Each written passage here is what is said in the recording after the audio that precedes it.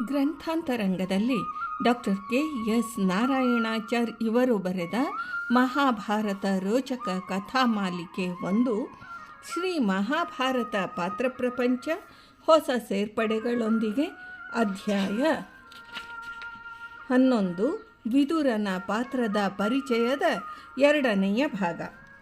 ವಿದುರ ಯಮನ ಅಂಶವೆಂದು ಹೇಳಿದೆವು.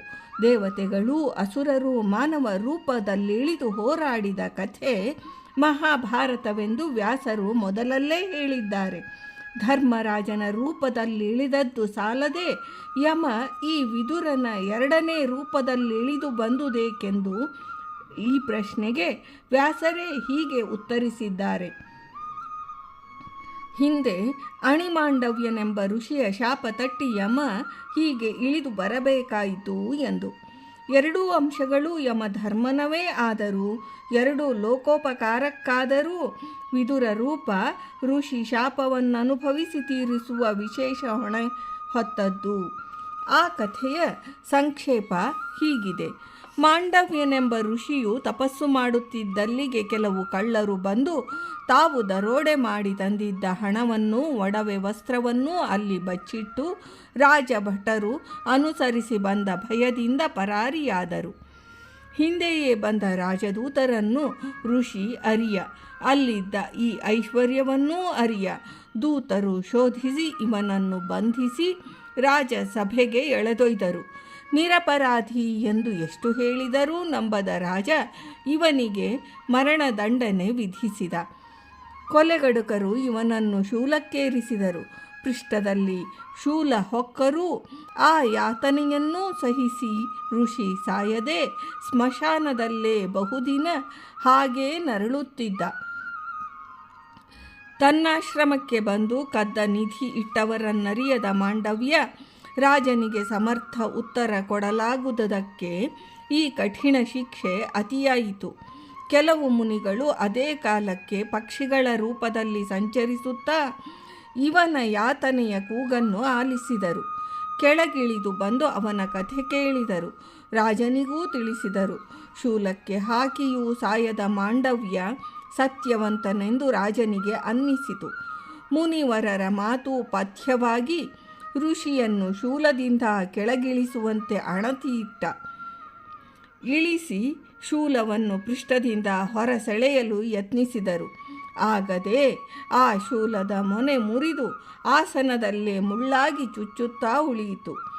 ಅದನ್ನು ಹೊರತೆಗೆಯುವ ಚಿಕಿತ್ಸೆ ಆಗ ಇರಲಿಲ್ಲ.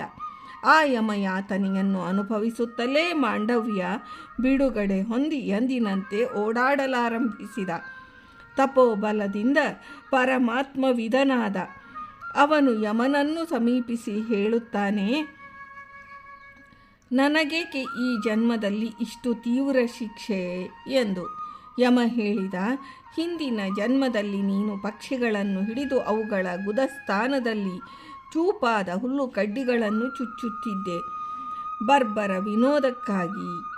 ನಿನಗೀಗ ಈ ಶಿಕ್ಷೆ ಎಂದು ಹೇಳಿದ.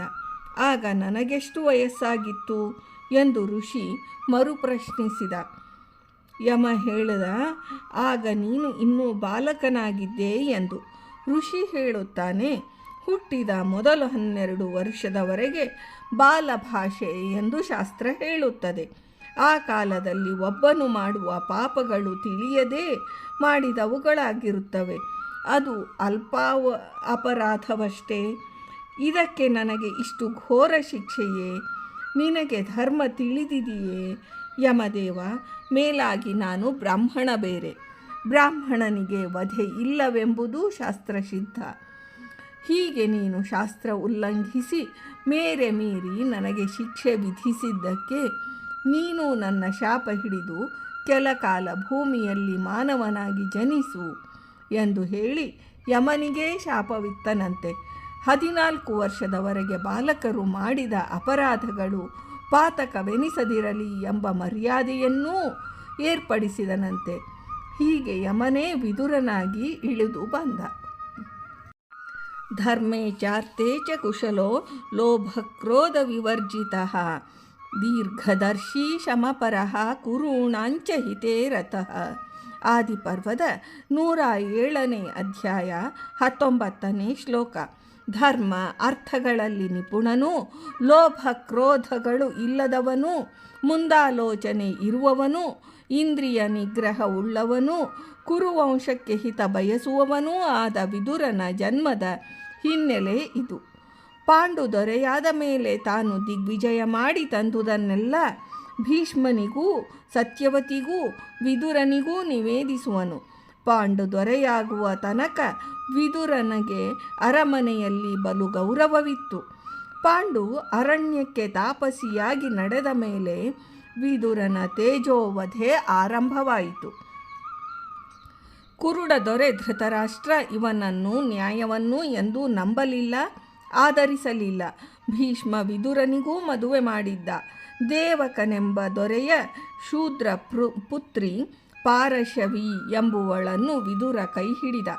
ಅವಳಲ್ಲಿ ಅವನಿಗೆ ಅನೇಕ ಮಕ್ಕಳೂ ಹುಟ್ಟಿದ್ದರು. ಅವರು ವಿನಯ ಸಂಪನ್ನರೂ ವಿದುರನವೇ ಗುಣಗಳನ್ನು ಹೊಂದಿದ್ದವರು ಆಗಿದ್ದರೆಂದು ವೈಶಂಪಾಯನರು ಬರೆದಿದ್ದಾರೆ. ಈ ದೇವಕನು ದೇವಕಿಯ ತಂದೆಯಾದ ಯಾದವ ವೀರನೇ ಆಗಿದ್ದರೆ ಆಗ ಆ ಸಂಬಂಧ ಪ್ರಕಾರ ವಸುದೇವನು ವಿದುರನು ಷಡ್ಡಕರಾಗಬೇಕಾಗುತ್ತದೆ. ದೇವಕನ 7 ಸೋದರಿಯರನ್ನು ದೇವಕಿಯನ್ನೊಳಗೊಂಡಂತೆ ವಸುದೇವನೇ ಮದುವೆಯಾಗಿದ್ದ. ಅಂದ ಮೇಲೆ ದೇವಕನಿಗೆ ಯಾರೋ ಶೂದ್ರ ಸ್ತ್ರೀಯಲ್ಲಿ ಹುಟ್ಟಿದ ಮಗಳೇ ಈ ಪಾರಶವಿ ಆಗಿರಬೇಕು. ವರ್ಣ ನಿಯಮದೊಳಗಿದ್ದೇ ಮಾನವನು ವ್ಯಕ್ತಿತ್ವದ ಉತ್ಕರ್ಷವನ್ನು ಸಾಧಿಸಬಹುದೆಂಬುದಕ್ಕೆ ವಿದುರ ದೊಡ್ಡ ಸಾಕ್ಷಿ. ಸತ್ಯವತಿಯ ಅಪ್ಪಣೆಯಂತೆ ವ್ಯಾಸ ನಿಯೋಗದಲ್ಲಿ ಹುಟ್ಟಿದ್ದರಿಂದ ಧೃತರಾಷ್ಟ್ರ ಪಾಂಡುಗಳಂತೆ ವಿದುರನೂ ಅರಮನೆಯಲ್ಲೇ ಬೆಳೆದ. ವಿದ್ಯಾಭ್ಯಾಸಕ್ಕೆ ಬೃಹಸ್ಪತಿಯಲ್ಲಿ ಹೋಗಿದ್ದನೆಂದು ಕೇಳಿದೆ.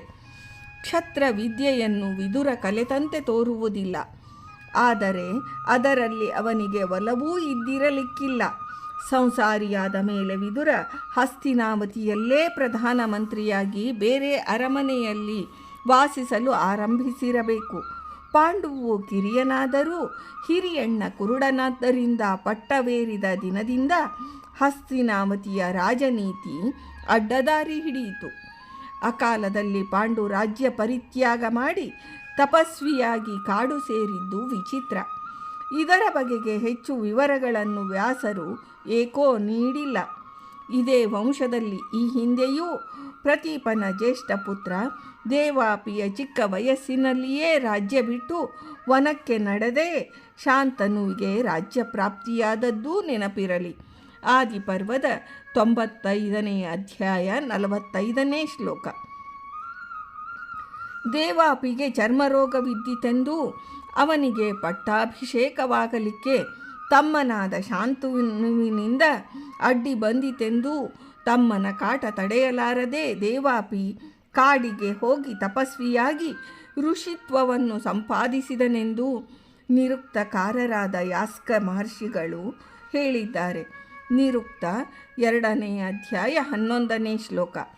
ಶಾಂತನುವಿನ ರಾಜ್ಯದಲ್ಲಿ 12 ವರ್ಷ ಮಳೆ ಬೆಳೆಯಾಗದಿರಲು ಬ್ರಾಹ್ಮಣರ ಸಲಹೆಯಂತೆ ಶಾಂತನುವು ಮತ್ತೆ ದೇವಾಪಿಗೆ ರಾಜ್ಯ ಒಪ್ಪಿಸ ಬಂದಾಗ ಅವನು ಒಲ್ಲದೆ ತಮ್ಮನ ರಾಜ್ಯದ ಹಿತಕ್ಕಾಗಿ ಒಂದು ಯಾಗ ಮಾಡಿಸಿ ಮಳೆ ಬರುವಂತೆ ಪ್ರಾರ್ಥಿಸಿದನೆಂದು ಈ ಮಂತ್ರವೇ ಪ್ರಸಿದ್ಧ ಋಗ್ವೇದೀಯ 10ನೇ ಅಧ್ಯಾಯ 98ನೇ ಶ್ಲೋಕ ದೇವಾಪಿ ಸೂಕ್ತವೆಂದು ಸಾಯಣಾಚಾರ್ಯರು ಬರೆದಿದ್ದಾರೆ.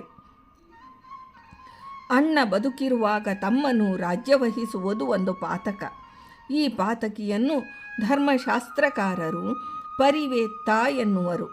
ಇದಕ್ಕಾಗಿಯೇ ರಾಮಾಯಣದ ಭರತನು ಶ್ರೀರಾಮಚಂದ್ರನ ರಾಜ್ಯವನ್ನಾಳಲು ಒಪ್ಪಲಿಲ್ಲ. ದೇವಾಪಿಗೆ ಚರ್ಮರೋಗವಿದ್ದರೂ ಆಳಲು ಸಮರ್ಥನಿದ್ದ. ಶಂತನುವಿನ ಕುತಂತ್ರದಿಂದ ದೇವಾಪಿಯು ವನವಾಸಿಯಾದ. 2 ತಲೆಮಾರಿನ ನಂತರ ಮತ್ತೆ ಇದೇ ಪ್ರಶ್ನೆ ಭರತ ವಂಶವನ್ನು ಕಾಡಿತು. ಧೃತರಾಷ್ಟ್ರ ಕುರುಡನಾಗಿ ಹುಟ್ಟಿ ಎಂದೂ ಸಿಂಹಾಸನವನ್ನೇರುವಂತಿರಲಿಲ್ಲ. ಪಾಂಡುವಿಗೂ ಪಾಂಡುರೋಗ ಹುಟ್ಟಿನಿಂದಲೇ ಇದ್ದು ಮೈಯೆಲ್ಲ ಬಿಳುಪಾಗಿತ್ತು. ಇಬ್ಬರು ಅನರ್ಹರಾಗಿ ಮುಂದೆ ಉತ್ತರಾಧಿಕಾರಿ ಇರದೇ ಇದ್ದಾಗ ಪಾಂಡುವೇ ಸಿಂಹಾಸನಕ್ಕೆ ಬಂದಿದ್ದೇ ಸಂಕಟ ಸ್ಥಿತಿ. ಇಂದಿನ ಶಂತನುವಿನ ಅಂತೆ ಧೃತರಾಷ್ಟ್ರನ ಕಡೆಯವರು ಅವನಿಗೂ ಚಿತ್ರಹಿಂಸೆ ಕೊಟ್ಟಿರಲಿಕ್ಕೆ ಸಾಕು. ಶಕುನಿ ಅದೇ ವೇಳೆಗೆ ಹಸ್ತಿನಾವತಿಗೆ ಬಂದಿರಬೇಕು. ಕಣಿಕನೂ ಸಹ ನಿನಗೆ ಅಲ್ಲದಿದ್ದರೂ ನಿನ್ನ ಮಕ್ಕಳ ಸಲುವಾಗಿಯಾದರೂ ಸಿಂಹಾಸನ ಉಳಿಸಿಕೋ ಎಂದು ಅವನು ಧೃತರಾಷ್ಟ್ರನಿಗೆ ಹಗಲಿರುಳು ದುರ್ಬೋಧೆ ಮಾಡಿ ಬೇಕಾದ ತಂತ್ರಗಳನ್ನೂ ಏರ್ಪಡಿಸಿ ಪಾಂಡುವಿಗೆ ಬೇಜಾರಾಗುವಂತೆ ಮಾಡಿರಬೇಕು. ಇಲ್ಲವಾದರೆ ದಿಗ್ವಿಜಯ ಮಾಡಿ ಶಂತನುವಿನ ಮತ್ತು ಭರತನ ಕಾಲದಲ್ಲಿ ಪ್ರಣಷ್ಟವಾದ ವಂಶದ ಕೀರ್ತಿಯನ್ನು ಪಾಂಡು ಮತ್ತೆ ವಿಸ್ತರಿಸಿ ಹಿಡಿದವನು ಮುಪ್ಪಡರದೆ ಏಕೆ ವನವಾಸಿಯಾದನೆಂಬುದಕ್ಕೆ ಕಾರಣ ತಿಳಿಯುವುದಿಲ್ಲ. ವಿದುರನ ಪಾತ್ರದ ಪರಿಚಯದ ಮುಂದಿನ ಭಾಗವನ್ನು ನಾಳೆ ನೋಡೋಣ. ಇಂದಿನ ಈ ಭಾಗವನ್ನು ವೃಂದಾವನ ವಿಹಾರಿ ಶ್ರೀಕೃಷ್ಣನಿಗೆ ಸಮರ್ಪಣೆ ಮಾಡ್ತೇನೆ. ಶ್ರೀಕೃಷ್ಣಾರ್ಪಣಮಸ್ತು.